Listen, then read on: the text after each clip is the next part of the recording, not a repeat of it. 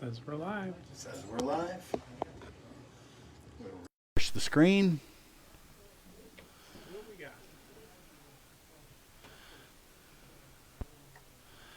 Yep, there it is. Sound check. Yep, there it is. Oh, we got sound. Sound check. Loud sound. Yeah, well, I had it up last time because the sound failed on us. So, welcome everybody to T350 show. We think we have all of our Wi-Fi issues worked out that we had trouble with last week. Our camera guy was out, and we had to go through a couple of phones to find somebody that could broadcast for us, and they were hooked up to the wrong Wi-Fi, we believe. So they were hooked up for the Wi-Fi at the other end of the building, and we're at this end of the building. So last show got snafu'd about 5 minutes in, and we went ahead and we deleted it, and so yeah, we're going to try the same show again this week, reviewing the BRG9 Elite pistol from the Buffalo Cartridge Company. So we met these guys down at the NBS show down in Texas, and got to play with their guns a little bit down there at the show, and I thought it was a really nice gun. Without having shot it, it felt good. The trigger felt good.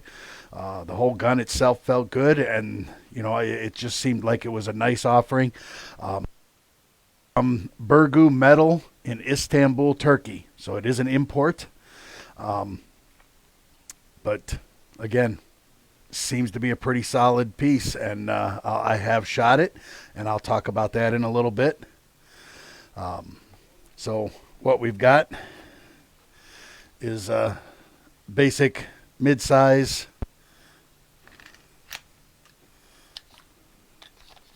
9mm pistol, polymer lower. The steel, they advertise it as 4630. So with most guns are 4140. And without going into a huge explanation and not knowing all the particulars of the metallurgy, you look up 4630, it claims higher corrosion resistance, higher wear resistance, and higher tensile strength than 4140. So that's that in a nutshell. The slide and the guides are all made out of the 4630 steel. So, pulling the thing out. Okay, so first thing is it comes in this case. You get all of this, 2 magazines, a mag loader. If you've got decent finger strength, maybe if you got a little arthritis or something, you might need the magazine loader. When you get down to the last, it holds 16 plus 1 in the chamber, so it's 17. You can see holds 16. If you got some finger strength issues, some arthritis or whatever, you might need this as you get down lower. I didn't have any trouble loading 16 in this. I had no problem at all, so I didn't need this, but it's there if you need it, which is really nice. I mean, that's a $30 piece in and of itself right there, 20, 30 bucks. You get the spare magazine, the magazine that's in the gun. You get the complete cleaning kit. You get a copper brush, get a swab, and you get a bristle brush, the double-ended toothbrush, cleaning rag. This is the key for the trigger lock. You can lock the trigger out. Thing of gun oil, and it's a real nice oil-resistant foam. It's got some oil on it. It's not degrading. It's not disintegrating. Real nice carry case. And again, this is imported by the Buffalo Cartridge Company right here in Findlay, Ohio. Okay, from Istanbul, Turkey. So that's what you get when you buy this pistol, and you get the pistol. So, initial thoughts. The finish is real nice. It's a black nitrided finish. Got some oil on it. The polymer lower is pretty good. No issues. Ambidextrous safety, or I'm sorry, ambidextrous mag release. You can release the mag release with your finger or your thumb. And I actually tried to engage this and drop the magazine out while I had my finger on the, and I can't do it. So there's no worry of accidentally discharging your magazine out the bottom while you're shooting this thing. Even with your hand wrapped around there, you can't, it's recessed in there far enough that you can't until you actually physically push it in. And from either side, I prefer the finger release. I like my thumb to stay locked in position. One of the things that really stuck out to me on this was the trigger. It's got almost a straight trigger. You got your paddle safety here in the back.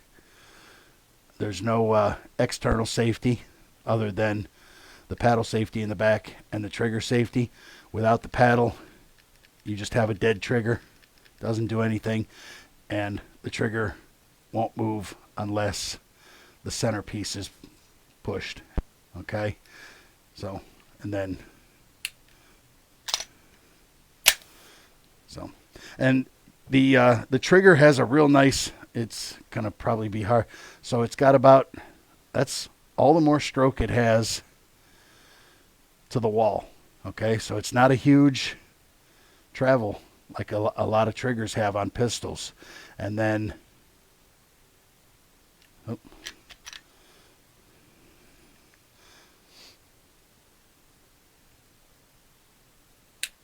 so it's pretty clean break.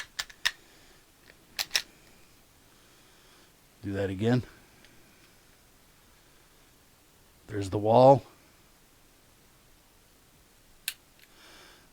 Maybe 1/8 of an inch more and it breaks. So it's a pretty decent trigger. Nice sights. See if I can get them lined up where you can see the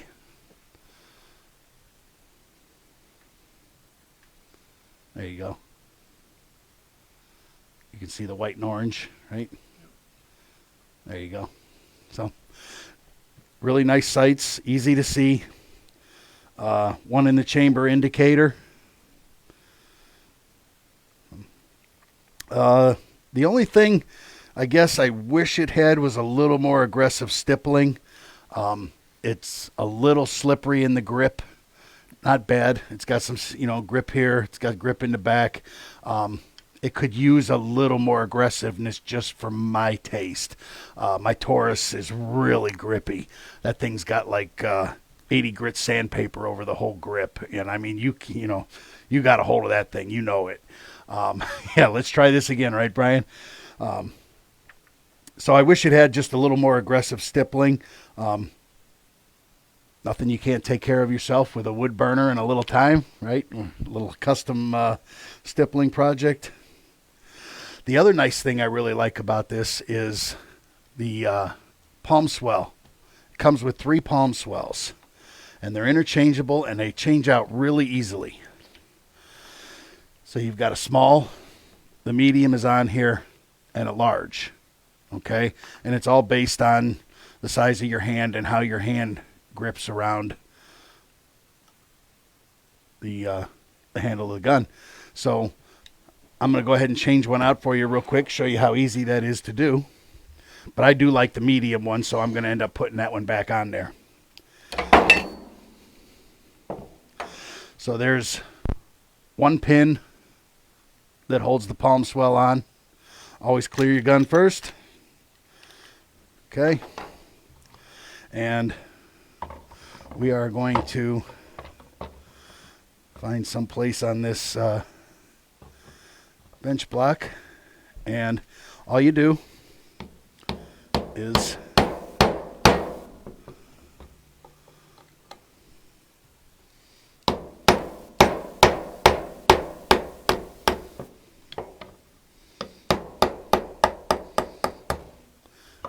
drift the pin all the way out. pull the palm swell down, and it comes right off. And you put the next one on, and you lock it in. And then you drive your pin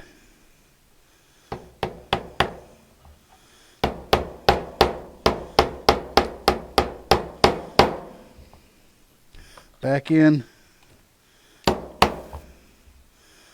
Get your pin below the surface.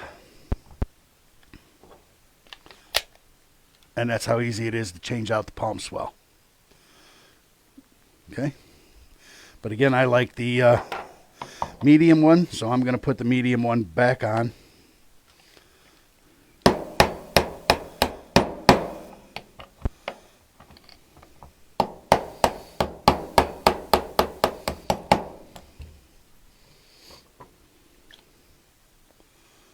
Large.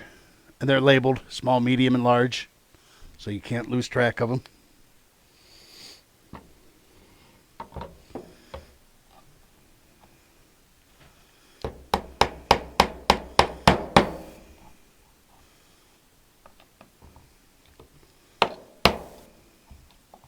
Okay.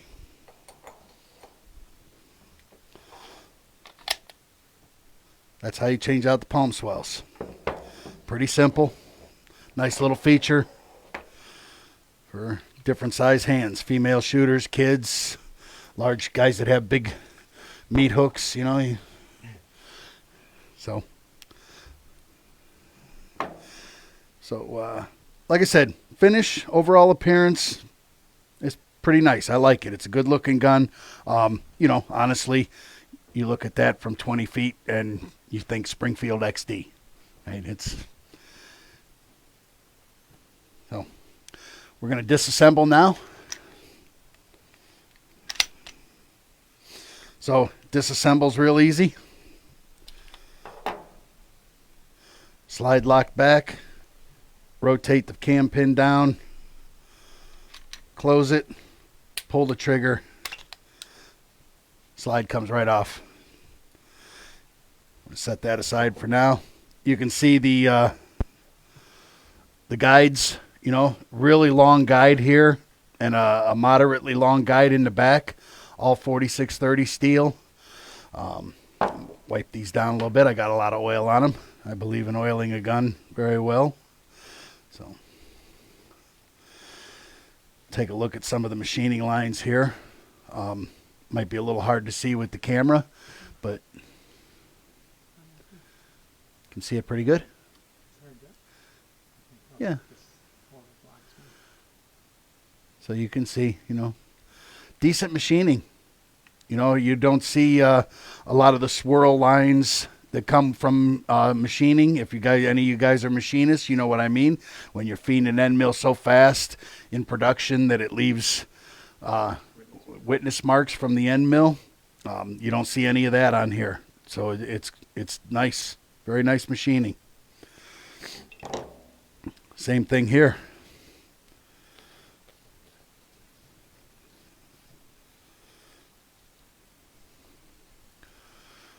You know, I can see just a little bit down here where the end mill stops in the corners, what they call dwelling. That's pretty typical. So,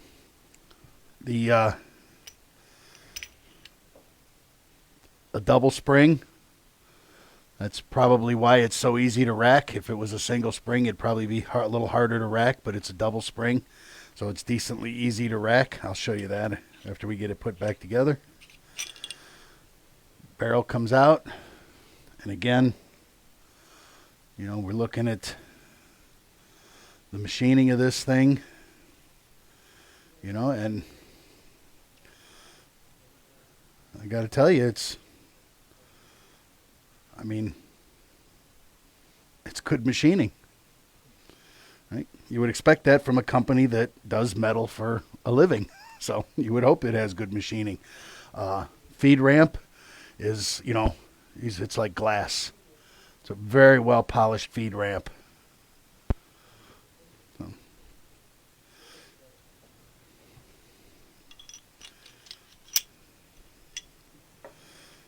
we'll go ahead and put it back together.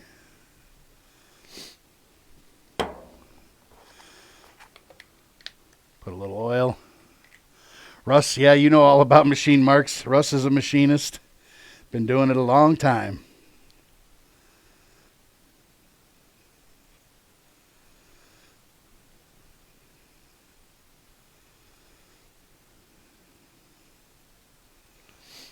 Okay.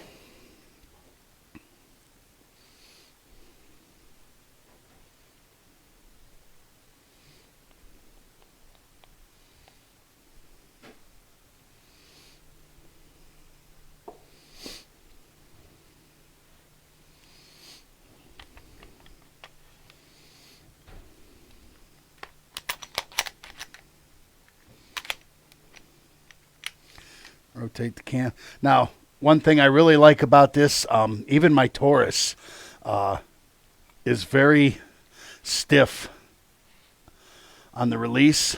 This is a really nice release. It was a little stiff at first. After the first dozen times or so, it worked right in.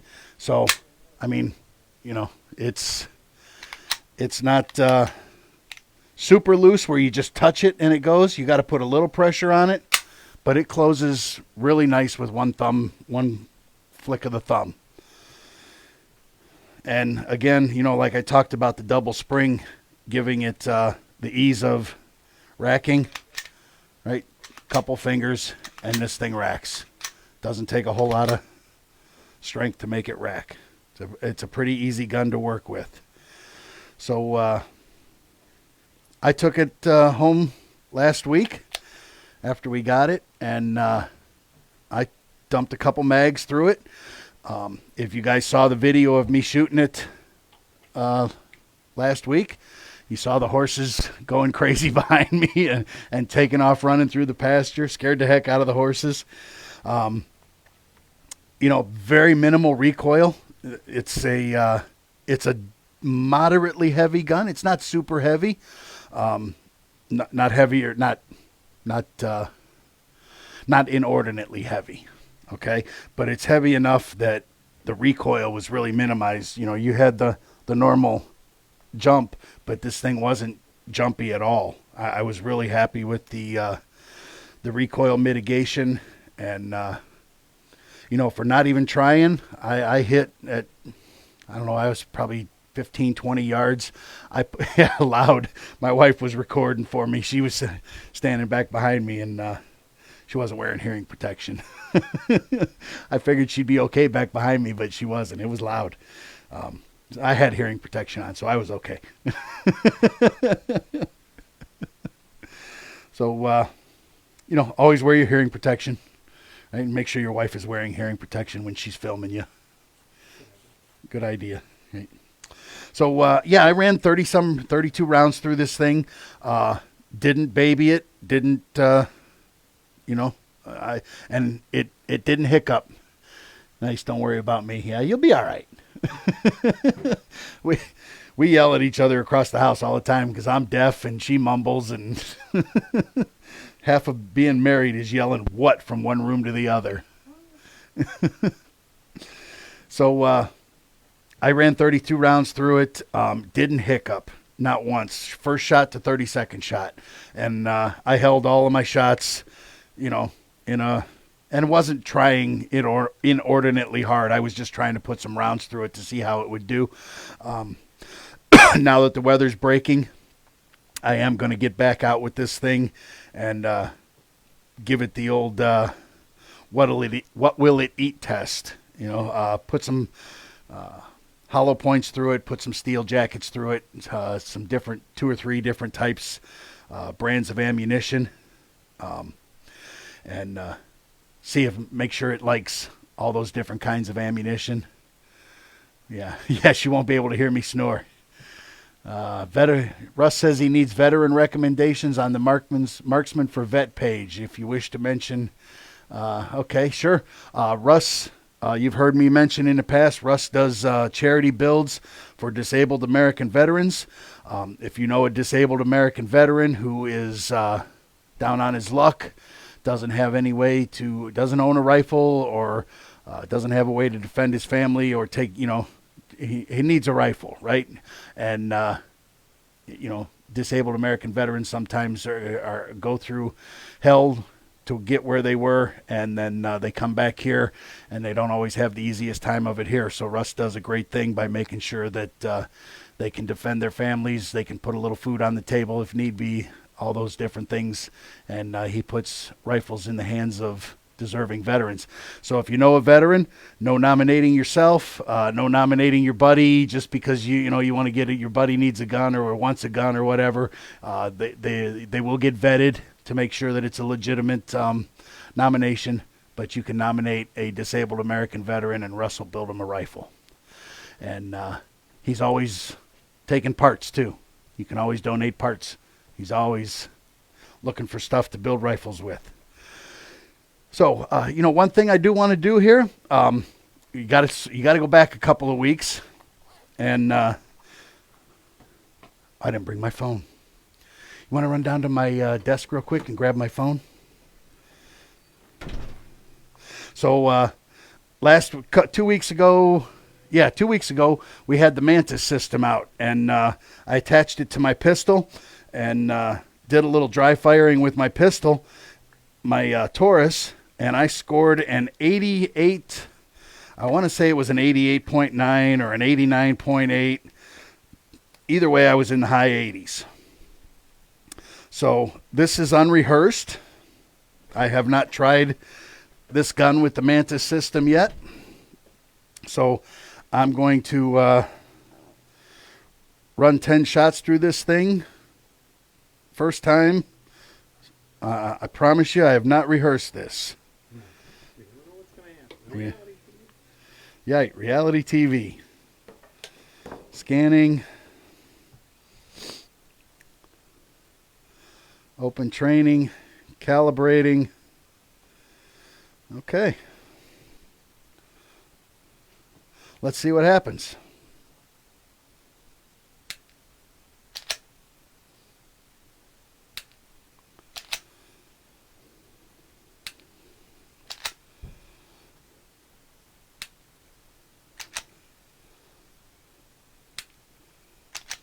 Not doing so good with this. Oop.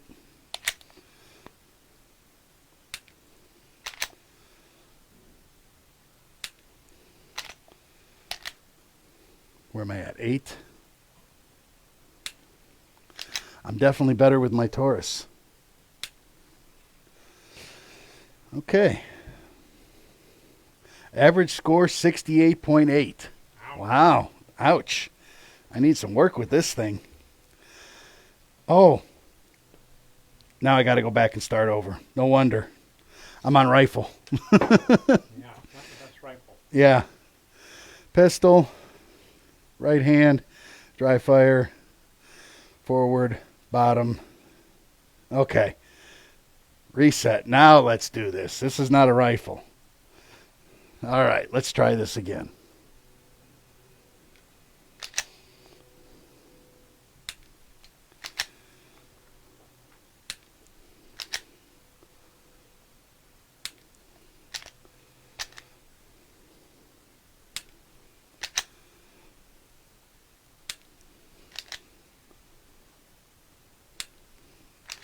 Six.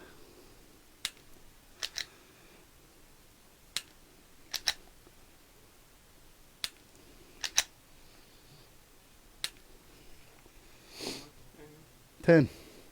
83.7. So not bad. Few point. Yeah, it's definitely a better pistol than a rifle. And my major problem was slapping the trigger. So I need to work on my trigger press.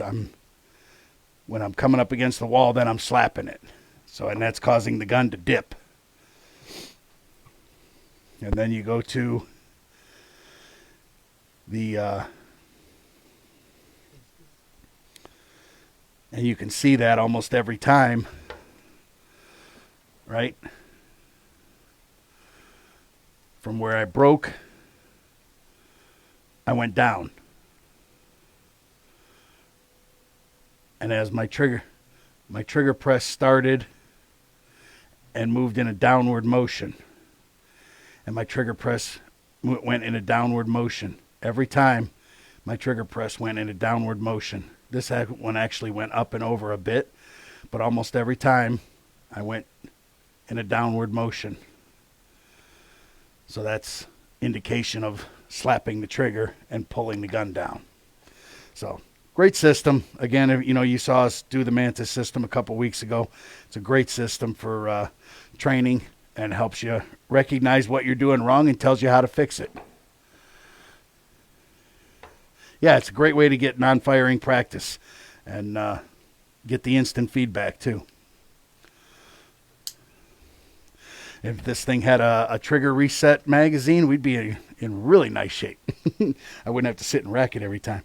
I wonder, I haven't done it enough to probably, you know, if you train a lot with this, and I can't imagine you would do it, but, you know, would you find yourself squeezing a shot and reaching up to rack the gun, you know, because you get so used to doing it every time?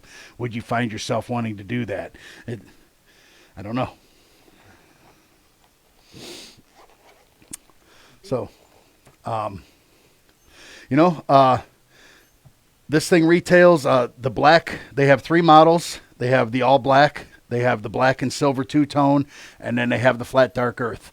The all black retails $399, the two-tone retails for MSRP's $409, and the flat dark earth is $419.